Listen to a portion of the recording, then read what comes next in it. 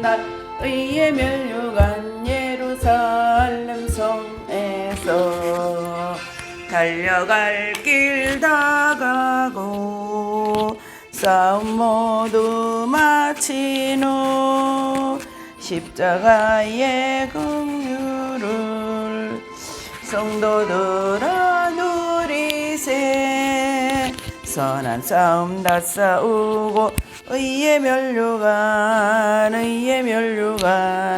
받았으리라. 선한 싸움 다 싸우고 의의 면류관 예루살렘 성에서 면류관 받으리. 저 요단 강 건너 우리 싸움 마치는 날 의의 면류관 예루살렘 성에서. 하나님 아버지 감사드립니다. 오늘도 귀한 하루 주셔서 이렇게 주님의 은혜로 함께하여 주시니 주여 감사드립니다. 예수 그리스도 안에서 저희가 더욱더 달려나가며 마지막 때를 준비하는 귀한 백성들 되도록 이 시간 역사하여 주옵소서. 감사드리며 예수님의 이름 받들어 기도드리옵나이다. 아멘. 우리 네 번째 에베소 교회의 사자에게 보낸 편지에 대해서 이 시간 계시록 2장 1절에서 7절까지를 우리 성경 말씀을 보면서 우리 같이 나누는 시간을 갖겠습니다. 예. 요한계시록 2장 7절에 보면 귀 있는 자는 성령이 교회들에게 하시는 말씀을 들을지어다 하십니다. 그래서 이기는 그에게는 내가 하나님의 낙원에 있는 생명나무의 가시를 주어 먹게 하리니. 생명나무의 가시를 주어 먹게 하리니. 그러면 하나님의 낙원에 있는 생명나무의 가시를 먹게 하신다는 말씀은 무슨 말씀인가? 우리가 한번 같이 연구해 보기로 하겠습니다. 하나님 낙원에 대한 견해가 있습니다. 하나님 낙원에 대한 견해는 하나님께서 항상 함께 계시고 또 마귀와 죄가 없으며 형벌과 불행과 무질서가 없는 곳이 바로 하나님의 낙원입니다. 예. 하나님의 낙원은 사랑과 공의 그리고 평강과 복락이 언제나 풍성한 장소이고 또 하나님의 법도가 있으며 성도들과 천사들이 하나님을 경외하고 예배 드리는 곳이다. 예, 그런 곳이 바로 하나님의 낙원이다 하는 것입니다. 하나님의 낙원에 있는 생명나무의 과실을 먹게 하신다는 것은 하나님의 낙원에 대한 견해입니다. 하나님의 낙원에 대한 견해를 우리가 살펴보자면 에덴 낙원, 낙원의 이름이 이제 에덴 낙원이 있어요. 에덴 낙원이 있고 그 에덴 낙원은 어디였었느냐? 지상이었어요. 지구였어요. 지구. 우리가 정확히 말하자면 지구였었고, 그리고 성질은 어떠냐? 물질계였었다. 물질계였었다. 그리고 구분을 해보자면 태초에 그리고 생명나무는 있었다는 것이에요. 생명나무는 있었다. 또 영계의 낙원 즉 천상낙원은 영계인데 영계예요. 이 지상이 아닙니다. 비물질계입니다. 비물질계. 예, 그것도 태초인데 생명나무가 있었다는 것이에요. 또 천년왕국에 있는 천년왕국 즉 지상낙원은 뭐냐면 이 지상이에요. 이 지상 지구죠. 또 거기도 물질계다. 또 7년 대환란 후에 우리 여기 보면은 7년 대환란 후에 7년 대환란 후에 우리 여기 7년 대환란 후에 물질계에 등장하는 천년왕국이 바로 이 하나님의 낙원에 대한 우리 세 번째 개념이다 하는 것입니다. 예, 그리고 생명나무는 그럼 있을까요, 없을까요? 생명나무는 없습니다. 예, 천년왕국에서 생명나무는 없다. 근데 생명과는 있다는 것이에요. 생명나무는 없는데 생명과는 있다. 그건 무슨 말씀이죠? 하나님께서 만나와 메추라기를 그렇게 주셨듯이 생명과를 하나님의 권능으로 왜 그러냐면 거기에 있는 이긴 자들, 익은 열매도 왕의 왕의 권세를 갖고 왕노릇하는 자들이 있잖아요. 그 사람들은 생명과를 먹을 수 있잖아요. 그럼 하나님께서 주시는 생명과가 천년왕국의 지상낙원에서의 그 물질계에서 생명과가 있을 수 있다는 거죠. 예. 그 다음에 네 번째는 신천신지, 즉 영원천국이에요. 영원천국. 예. 여기 영원천국 있죠. 영원천국에도 이제 그 하나님의 낙원이라 그러는데, 그러니까 낙원에 대한 개념을 우리가 정확하게 알아야 돼요. 우리 누구죠? 예수님 십자가에 못 박혀 돌아가실 때, 그때 어찌됐고 오른편 강도든 왼편 강도, 한쪽 편 강도라 그랬잖아요. 오른편 강도라고 얘기를 합니다. 주로 오른편은 정의롭고 의롭고, 그 다음에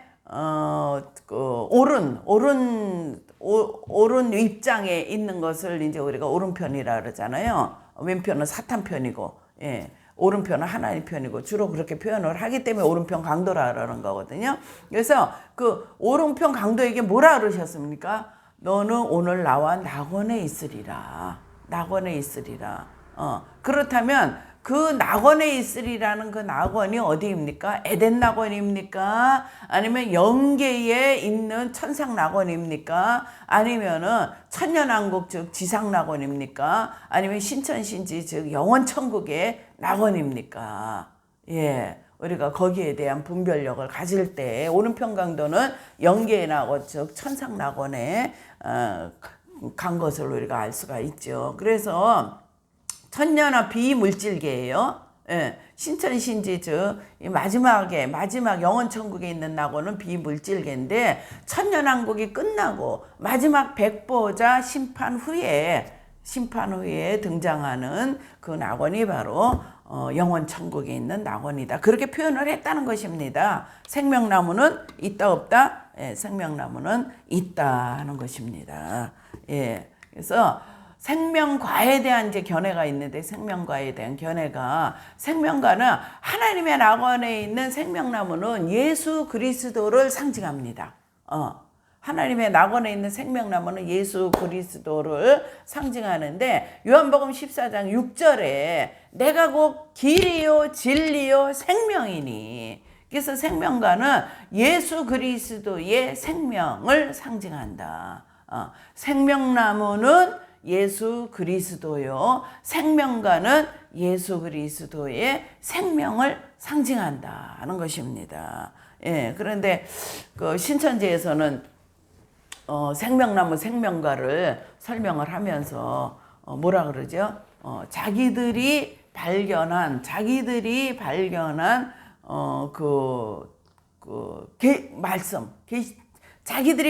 계시록의 말씀이 생명과라 그래요. 그걸 생명나무라 그래. 그런 생명나무에서 생명과를 따먹는다고 그렇게 표현을 합니다. 예, 절대 그렇지가 않지요. 생명나무는 예수님이요, 생명과는 예수 그리스도의 생명이다. 우리가 아주 단단히 머릿속에 익혀야 될 줄로 믿습니다.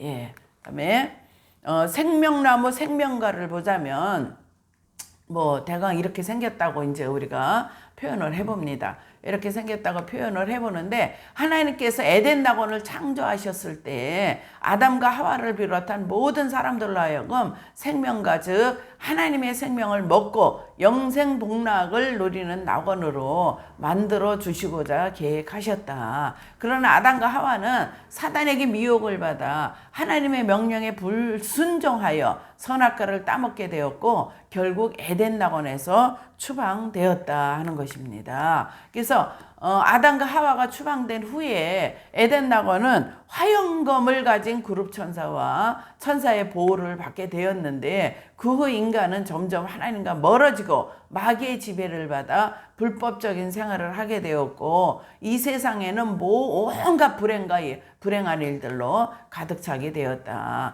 이렇게 타락한 인간은 심령과 육체 속에 마귀의 성질 즉 죄성이 들어와 마귀의 자녀가 되고 말았다는 것입니다. 그래서 우리가 요한복음 8장 44절에 보면 뭐라 그러죠?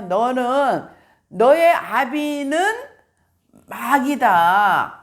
너는 처음부터 거짓말쟁이요. 처음부터 악한 일을 했던 그 마귀가 누구라고? 너의 아비다. 그렇게 표현한 것을 볼 수가 없고 누가 말씀하셨어요? 예수님께서 직접 말씀하셨어요. 그 다음에 로마서 6장 16절의 말씀을 또 우리가 참고해 보면 알 수가 있습니다. 또 지옥에 들어갈 수밖에 없는 인간을 사랑하사 하나님께서는 아브라함 때부터 믿음과 은총으로 구원받는 길을 열어 놓으셨습니다. 하나님께서는 가나안 땅을 하나님의 낙원 즉 생명과를 먹을 수 있는 천국의 모형으로 정하셨는데 이스라엘 백성들을 애굽에서 노예 생활하도록 하셨다가 모세의 인도를 받아 출애굽하여 가나안 땅에 들어가게 하신 과정을 사람들이 성령의 인도를 받아 구원받고 천국에 들어가는 과정에 대한 모형으로 정하셨다는 것입니다. 그래서 지옥에 들어갈 수밖에 없는 인간을 누구죠? 인류 모두가 지옥에 들어갈 수밖에 없는 인간들이었어요. 근데 하나님께서는 인간을 사랑하사 아브라함 때부터 믿음과 은총으로 구원받는 길을 열어놓으셨습니다. 그래서 가나안 땅을 하나님의 낙원 즉 생명과를 먹을 수 있는 천국의 모형으로 정하셨다. 지금의 팔레스타인 땅을 천국의 모형으로 정하셔서 생명과를 먹을 수 있는 낙원이라고 그렇게 정하셔서 모형적으로 보여주셨다는 것입니다. 그래서 그 과정이 이스라엘 백성들을 애굽에서 노예 생활하도록 하셨다가 그다음에 모세의 인도함을 받아 출애굽해서 가나안 땅에 들어가게 하신 과정을 사람들이 성령의 인도를 받아 구원받고 천국에 들어가는 과정에 대한 모형으로 정하셨다는 것입니다. 그래서 광야 연단 과정을 보면 이 광야에서 성도들은 천국에 들어갈 준비를 하게 되는데 그것은 믿음으로 연단을 받으며 정결케 되는 것이다. 이스라엘 백성들이 광야를 통과할 때 하나님의 말씀을 받아 철저히 순종하는 훈련을 받고 가나안 땅에 들어갈 준비가 갖춰지는 것처럼 성도들은 이스라엘 백성들의 출애굽 과정을 보면서 성도들의 영적 성장과 그 다음에 가나안 땅, 그 구원받을 때부터 광야 연단 과정을 통과하면서 하나님의 말씀을 받고 순종하는 생활을 계속 하는 가운데 점진적으로 마음과 행실이 정결케 되어 천국에 들어갈 준비가 완성되는 것이 생명과를 먹게 되는 것이다 하는 것입니다. 그래서 우리가 생명과를 먹는 과정이 점진적으로 마음과 행실이 정결케 되어서 천국에 들어갈 준비가 완성되는 것을 생명과를 먹게 되는 과정이다 하는 것을 우리가 알 수가 있지요. 모세를 통해서 나타난 성막과 뜰의 배치도를 보자면 처음에 뜰의 단계가 있습니다. 뜰의 단계가 있고 그 다음에 성소의 단계가 있어요. 성소가 있고 그 다음에 지성소가 있잖아요. 그래서 그냥 육신적으로 살던 사람이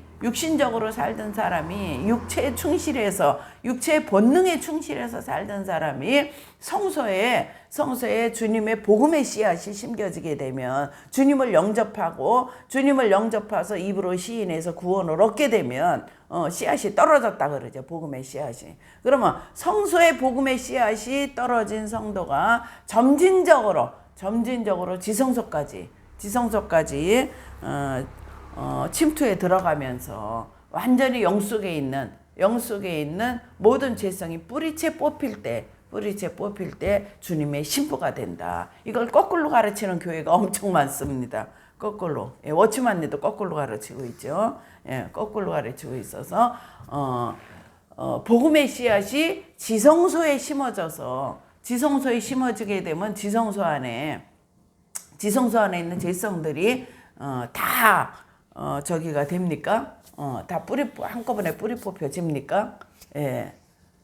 그 지성소에 있던 그 씨앗이 이제 복음의 씨앗이 성소로 이렇게 나온다고 이렇게 거꾸로 또 가르치는 그런 교회들도 있습니다. 로마서 7장과 8장 해설을 보면 로마서 7장에는 광야를 통과하는 성도들의 경험인데 로마서 7장 19절에 내가 원하는 바 선언하지 아니하고 도리어 원치 않는 바 악을 행하는도다. 원치 아니하는 바 악이란 무엇이냐? 그 내면적인 죄라는 거예요. 내면적인 죄.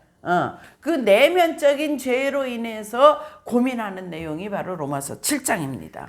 예. 로마서 7장인데 로마서 7장과 8장의 해설을 보자면 로마서 7장은 생명과를 먹지 못한 성도들의 경험이에요. 이게 구원받지 않은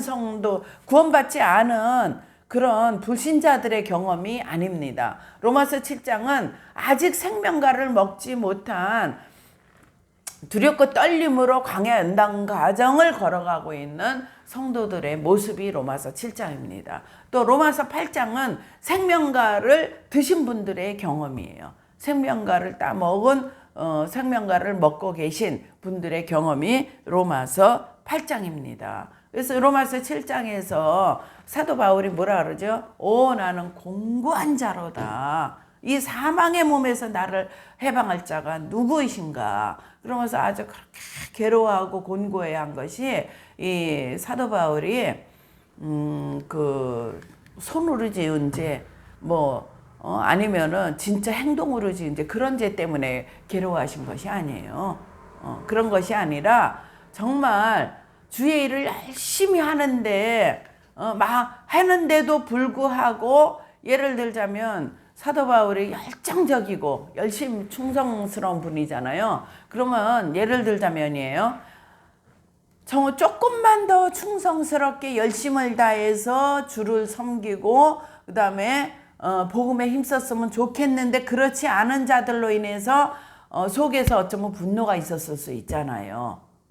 그러면 저녁에 정말 성찰하고 참회할 때 나는 왜 이렇게 온유하고 겸손하지 못할까? 왜 나는 이렇게 저걸 보면은 그렇게 그냥 괴롭고 힘들고 꼴보기 싫을까? 그런 내면에서 일어나고 있는 자기의 마음의 그 분노감 이런 것들로 인해서 나는 공고한 자로다.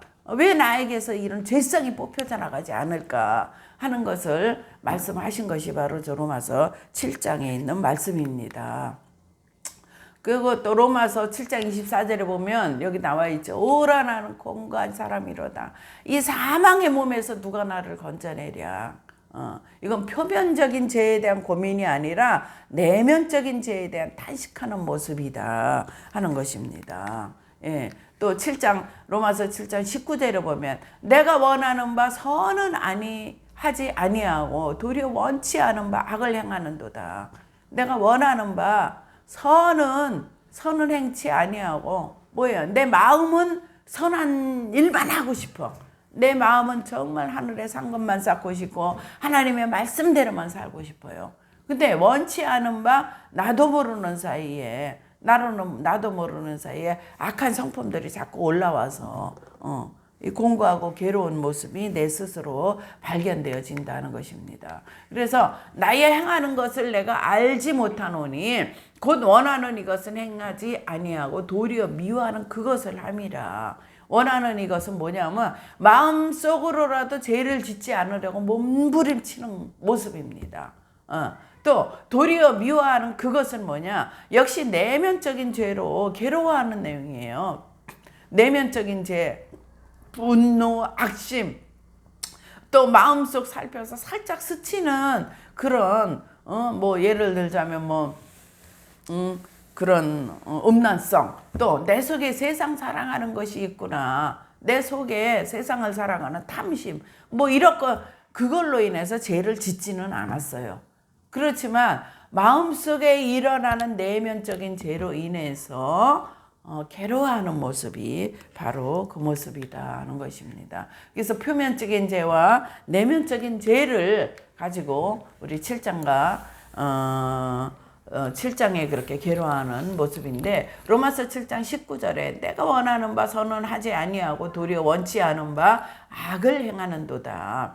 또 7장 15절에 보면 나의 행하는 것을 내가 알지 못하노니 곧 원하는 이것을 행하지 아니하고 도리어 미워하는 그것을 함이라. 그래서 위에 두 말씀은 표면적인 죄 때문이 아니고 내면적인 죄 때문에 고민하는 장면이라는 것을 알 수가 있습니다. 그래서 하나님께서는 신앙이 성장되어 갈수록 표면적인 죄보다 내면적인 죄를 의도적으로 다루어 가십니다.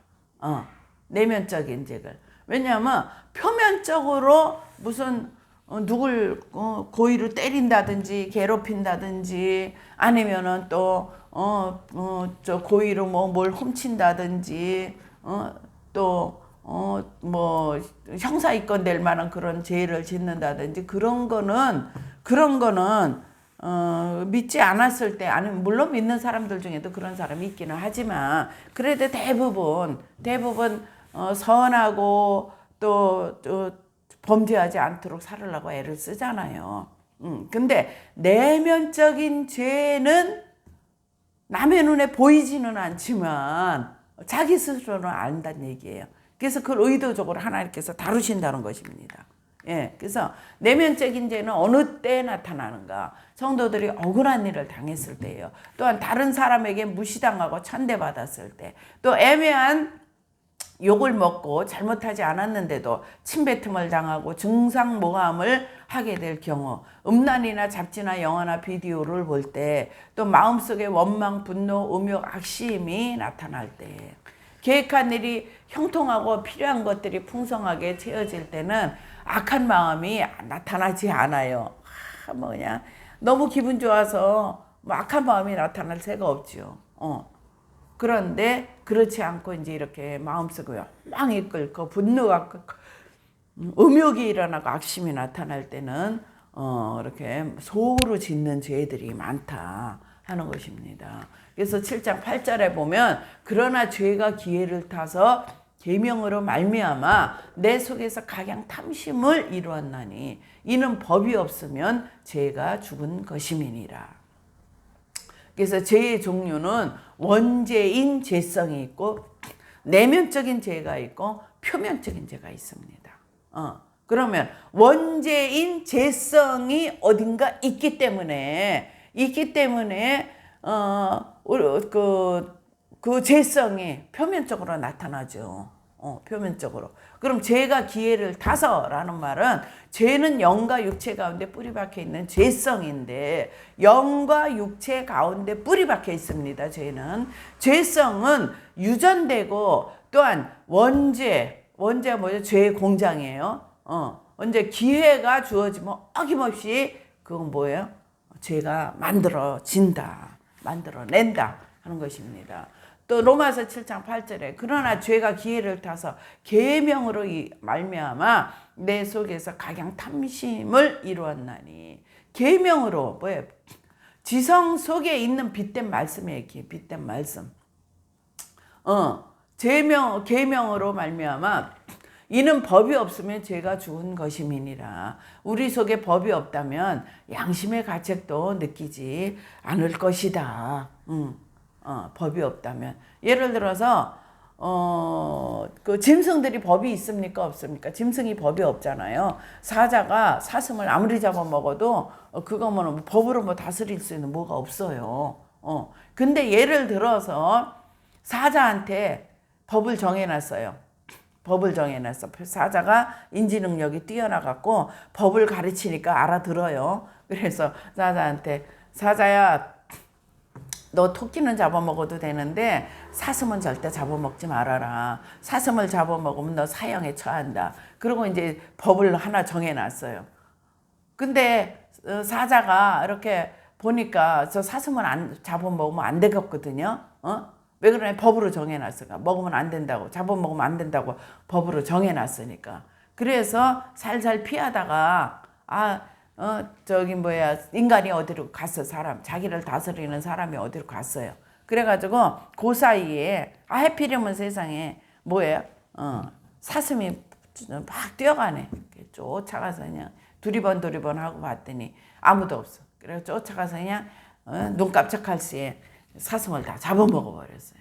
잡아먹어 버렸는데 뭐를 못 먹었어요? 그 중요한 용이잖아요. 용. 이게 녹용이잖아요. 녹용인 뿔 먹으면은 이런데 찔릴까봐 그거는 안 먹고 이제 저 풀숲에다 버렸단 말이에요. 그런데 자기를 다스리는 그 주인이 오시더니 이제 그냥 무심결에 왔는데 발로 툭 차이는데 보니까 그 녹용이 거기 있는 거예요. 사슴 뿔이 거기 있는 거예요. 너 사자, 너 사슴 잡아먹지 말라 했더니 잡아먹었지? 내가 법으로 정해놨잖아. 그러니까 사슴이 아니라 사자가 앞뒤 가리지 않고 막 도망가는 거예요. 근데 그 주인이 뭐라 그랬어요? 그거 잡아먹으면 죽인다 그랬잖아요. 그게 법에 의해서 총으로 쏴서 죽였단 말이에요. 근데 그거 한 예고, 실제 짐승들에게 무슨 법이 있습니까? 인간도 그래요. 인간도 법으로 정해놓지 않았으면 사람을 아무나 죽이든 너를 죽이든 나를 죽이든 사람을 죽이든지 남의 집을 부숴뜨리든지 아니면은 남의 집에 가갖고 뭐 항아리를 훔쳐든지 법이 없으면 그게 아무 그 양심의 가책도 느끼지 못하고 죄가 죄인 줄을 모르고 살아가게 된다는 것입니다. 죄가 죄인 줄을 모르고. 그래서 계명이 그 법이 지성 속에 있는 빛된 말씀이다. 우리의 지식 속에, 지성 속에 있는 빛된 말씀이 곧 계명이다 하는 것입니다. 죄는 살아나고 나는 죽었도다. 로마서 7장 9절에 보니까 전에 법을 깨닫지 못할 때에는 내가 살았더니 죄명이 이름에 죄는 살아나고 나는 죽었도다. 그래서 법은 하나님의 선한 말씀이라고 할 수 있죠. 내가는 선한 의지는 있었는데 죄는 살아나고 나는 죽었도다는 것은 순간적인 마음 상태를 두고 얘기한다. 그래서 이 말씀은 범죄할 기회가 생겼을 때 영과 육체 가운데 뿌리 박힌 죄성이 자극되어 마음 가운데 악심이 나타나서 선한 의지가 순간적으로 사라져버린 경험을 얘기한다 하는 것입니다. 로마서 7장 10절을 보면 생명에 이르게 할 그 계명이 내게 대하여 도리어 사망에 이르게 하는 것이 되었도다. 생명을 얻으려면 계명을 계속적으로 실천해야 된다는 것이에요. 생명을 얻으려면 누구의 생명? 예수 그리스도의 생명. 예수 그리스도가 생명나무라 그랬잖아요. 예수 그리스도가 생명나무라 그랬어요. 그러면 생명나무에서 생명과를 얻으려면 뭐를 해야 돼? 계명을 계속적으로 지키는 실천을 해야 된다. 그래서 누런 항통물 속에서 무엇이 들어있는지 모르나 물이 깨끗하게 하면 잘 이제 알게 되는 거죠. 자신의 속에 깨끗하면 내 속이 깨끗하면 죄를 더 잘 보게 됩니다. 신앙이 깊어질수록 내 속에 먼지까지도 나타나게 되어 죄에 대하여 민감하게 자극을 더 받게 된다. 누구를 미워했다면 미움이 오래 머무르지 않아도 순간 미운 감정이 스쳐 지나가면 그것 때문에 괴로워하는 단계가 어떤 단계요? 로마서 7장에 있는 그 단계다. 그래서 강야 성도 중에 깊은 경지에서 일어나는 단계라는 것입니다. 그래서 이 정도의 죄를 누구든지 짓지 않는가라고 하는데 이 사람은 아직 로마서 7장의 경험을 하지 못한 사람이다. 하는 것입니다. 그래서 로마서 7장 11절은 죄가 기회를 타서 계명으로 말미암아 나를 속이고 그것으로 나를 죽였느니라. 죄가 기회를 타서라는 말씀은 악심으로 선한 의지 없어진 순간적 경험, 범죄하기 쉬운 기회를 타서 말씀을 마음으로라도 죄를 짓지 않겠다고 결단하였지만 순간적으로 선한 의지가 사라지고 죄를 짓는 상태다. 이게 뭐냐? 죄가 기회를 타서라는 뜻입니다. 그래서 오늘은 여기까지 하고 죄법에 대해서 다음 시간에 같이 나누도록 하겠습니다. 하나님 아버지 감사드립니다. 귀하고 귀한 날 아버지 로마서 7장에 대해서 나눴습니다. 아버지 로마서 7장은 정말 신앙생활을 깊이 아버지 하나님 앞에 온전히 드리고자 했던 사람들의 그 마음속에서 일어나는 죄성으로 인한 단식이라는 것을 알았습니다. 우리 하나님께서 저희 모두를 긍휼히 여기시고 불쌍히 여기시고 날로 아버지 하나님 주여 주님만 바라보고 나아가는 귀한 익은 열매들 되도록 주님 축복하여 주옵소서. 예수님의 이름 받들어 기도드리옵나이다. 아멘.